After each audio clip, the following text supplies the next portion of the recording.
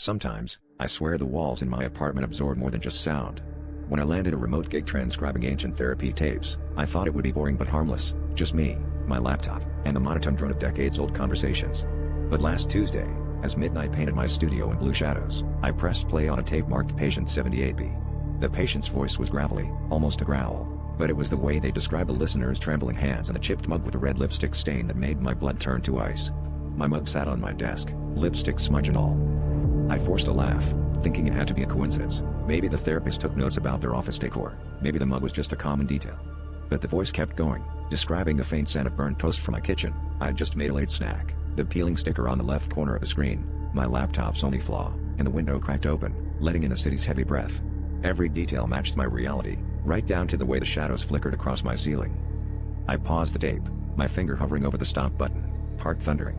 There was a soft shuffle behind me, like paper dragging across the floor, but when I turned, nothing.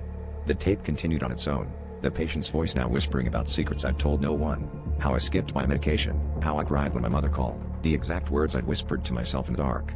I slammed my laptop shut, but the voice oozed from my headphones, now describing the panic in my eyes, the tears prickling my vision. I lunged for the door, but it wouldn't budge. The voice was louder now, laughing, telling me to turn around and finally see. I spun, and in the reflection of my black laptop screen, I saw not my own face, but a stranger's grin, wide, wet, and waiting. The last thing I heard before the world went silent was the patient's voice, whispering, "Now we're together, at last."